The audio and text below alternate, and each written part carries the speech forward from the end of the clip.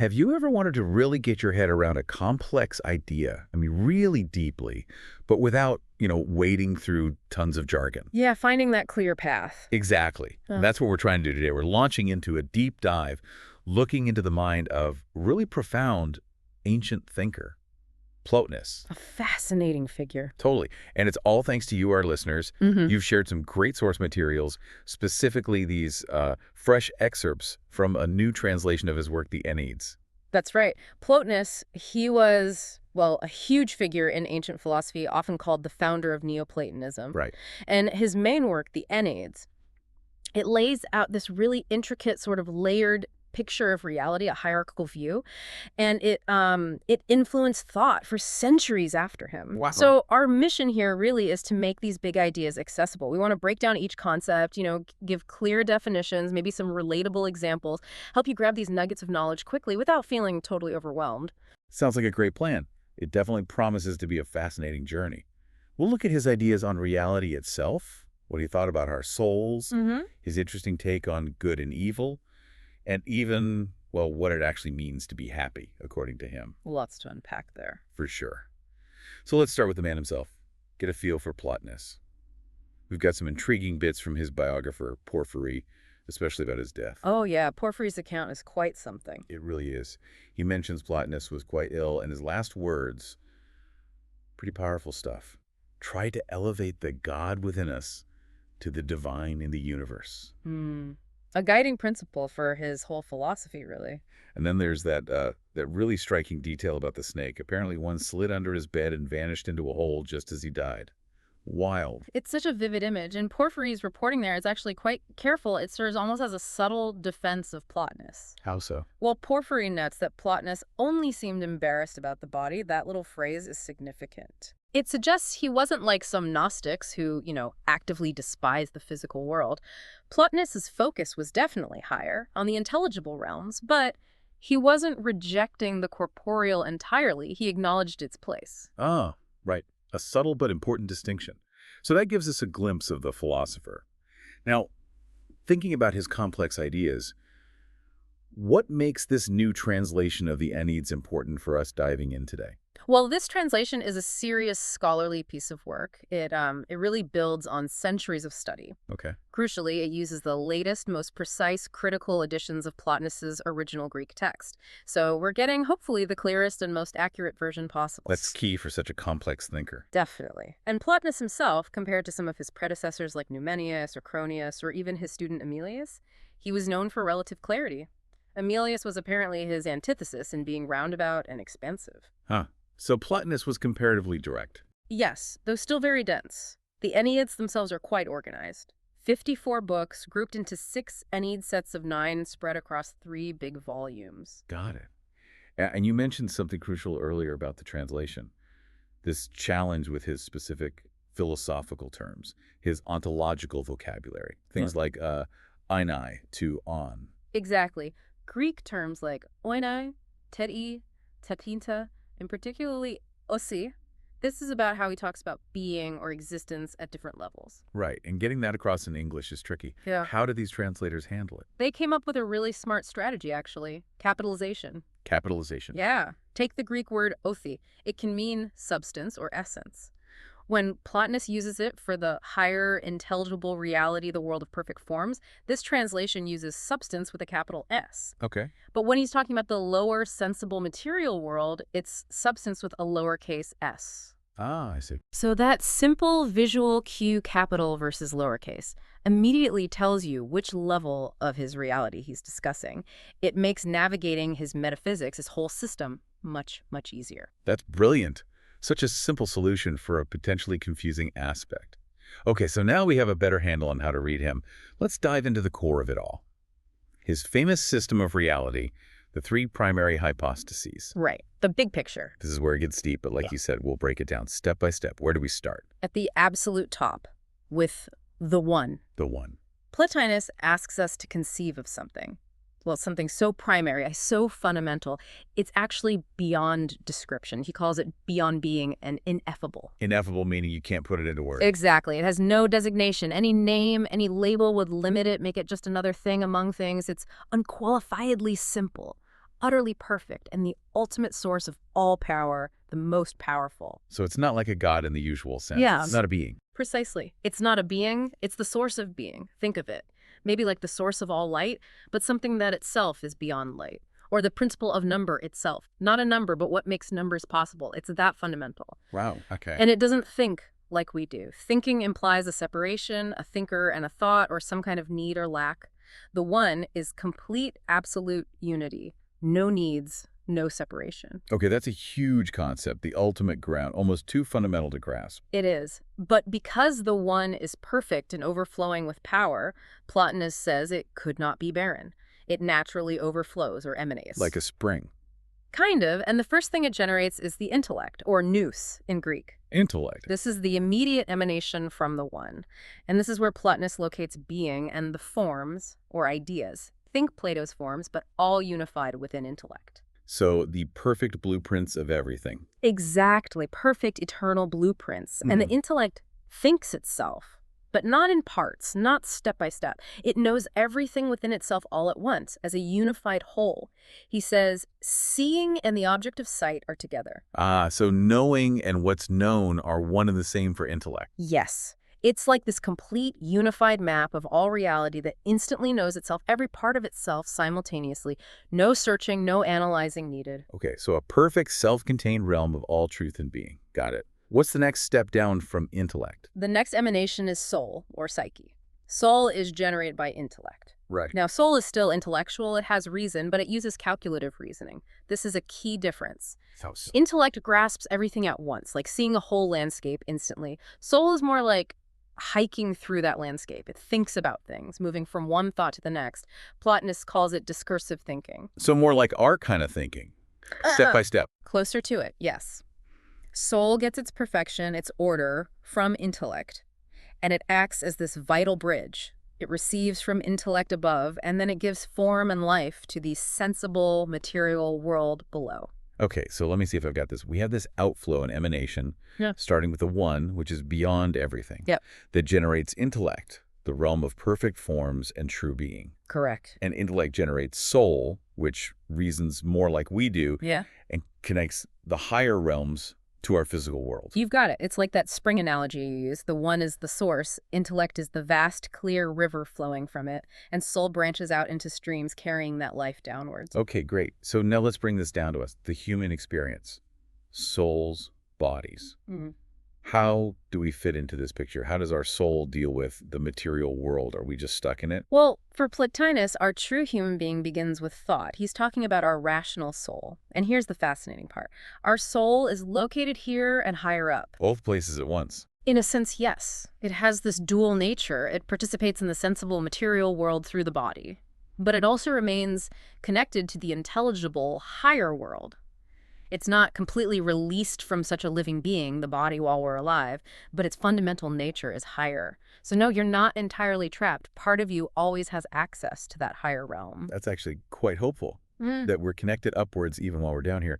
But that brings up the tough question. Evil. Where does evil come from in this system? Plotinus had a very specific idea, didn't he? He did. It's fundamental to his whole worldview. He says evil consists in the lack that is in the soul, but primarily he identifies evil with matter. With matter. So the physical world is evil. Not quite like that. It's crucial how he defines matter. Don't think of it as, physical stuff like rocks or tables.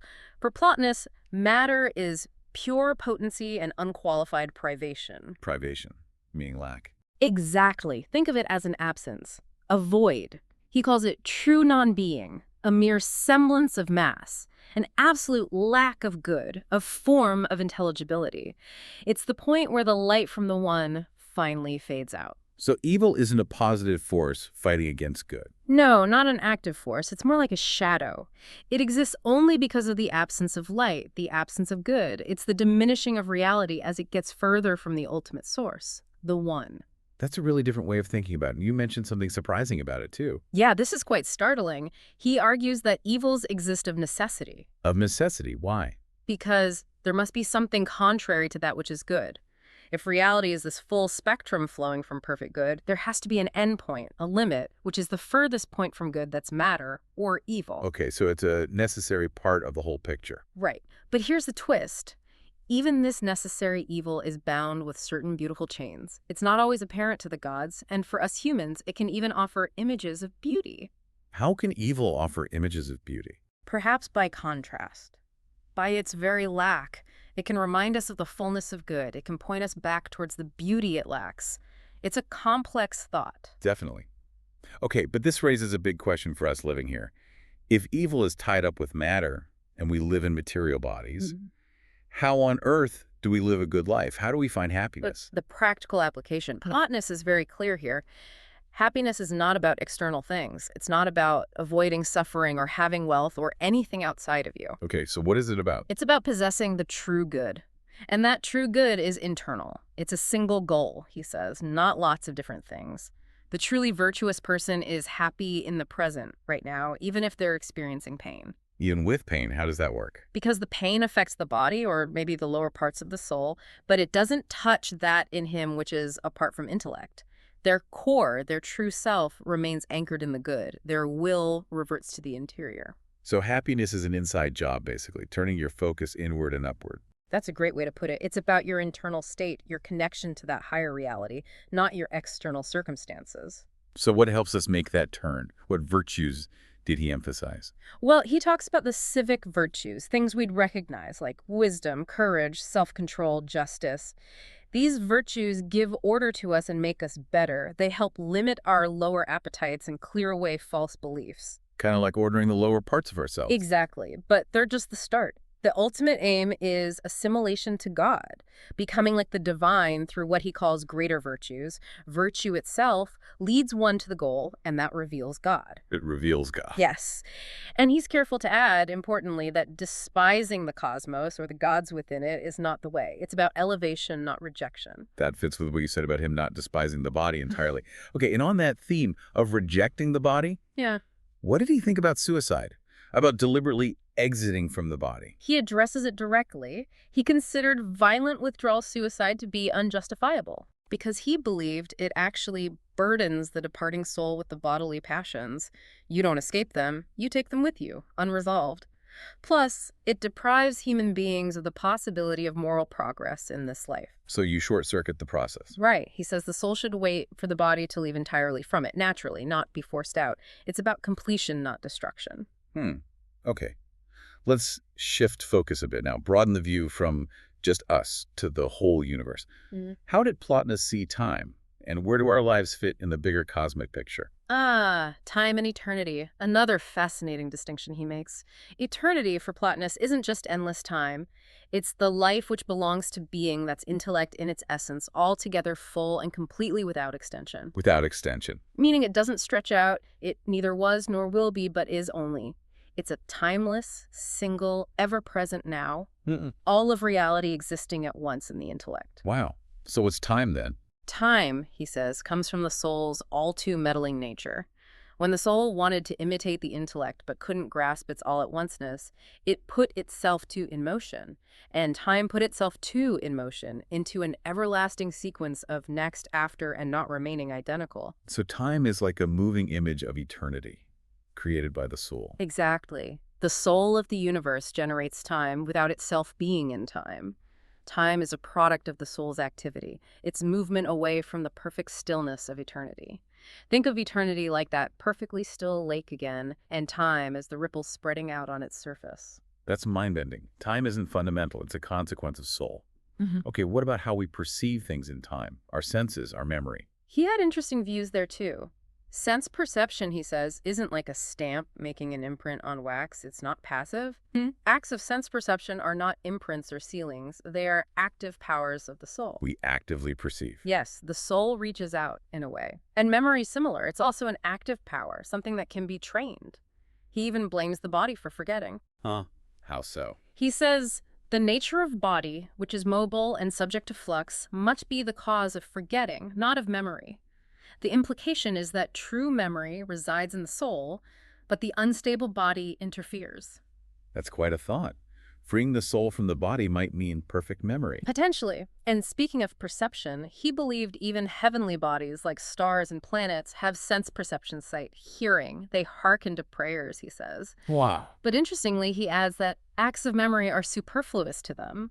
Maybe because they exist closer to that eternal now. So the whole universe is alive, conscious, interconnected. Absolutely. That's central. He describes the unified universe as a complex, unitary living being. Everything within it exists in a condition of sympathy. Sympathy, like feeling together. Yes, all things must indeed depend on one another, like a single united breath running through everything. This explains how seemingly distant parts of it are actually close together and can affect each other. Think of it like one big organism. If you poke one part, the whole thing might react. A cosmic web of connection. Okay, so within this interconnected living universe, what about fate versus free will? Are we just puppets of destiny? It's a nuanced picture. He says everything is presaged and comes about through causes, suggesting a kind of determinism. But these causes are twofold. Some come from the soul itself, and others come from the external world around us. When our souls act in accordance with right reason, he says, they do of themselves. They are truly active, truly free. But when we're influenced by external things, Then we are passive, more subject to those external causes, to fate. So the big question is, what's really up to us? For Plotinus, true freedom, true agency lies in the intellect, in aligning ourselves with our highest rational nature, which isn't bound by external chains. so freedom comes from acting from our highest self. I think so. Makes sense. Okay, one last really fascinating area, reincarnation. What did Plotinus think happens after we die, based on how we lived? Oh, he gets incredibly specific and, frankly, quite imaginative here. What happens after death depends entirely on what was most active in each person during life. That dominant part will direct him after death. So you become what you focused on. Pretty much. If you lived a properly human life, focused on reason, you come back as a human. But if you lived mainly by sense perception, ignoring intellect, you could come back as a common animal. Whoa. If your senses were mixed with strong passions, maybe a wild beast. If your perception was really dim and inactive, maybe even a plant. A plant? Seriously? That's what the text suggests. And there's more. Those who loved culture, like music, but were otherwise pure, might become singing birds. Foolish kings, eagles, astronomers who studied the heavens but lacked true wisdom, high-soaring birds. That's amazing. So our choices directly shape our next existence. Exactly. He says we essentially choose the demon, our guiding spirit that is above us, by the choice of lives we make. Our actions now determine our spiritual trajectory. What a journey we've been on. Thinking back over everything, what really stands out to you from this deep dive into Plotinus and the Enneads? We've gone from the absolute one all the way down to reincarnation. It's such a comprehensive system, isn't it? For me, it's that clear hierarchy, the one as the utterly transcendent source, then intellect as that realm of perfect being and forms, and soul acting as the vital link, generating time and animating our world. Right, that structure is key. And then the way he frames evil not as a force, but as matter, as a lack of good.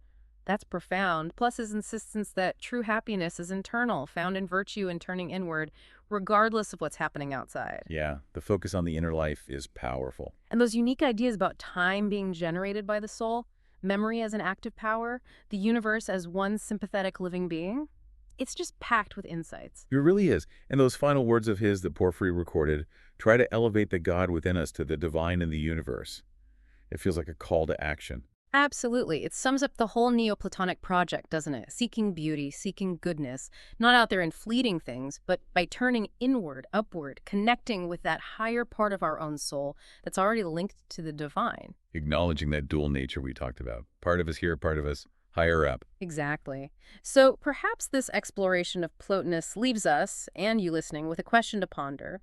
If our genuine happiness and virtue really do come from this internal turning, this connection to something higher and more stable than the everyday world, how might reflecting on that ancient wisdom change how you think about success or purpose in your own life today?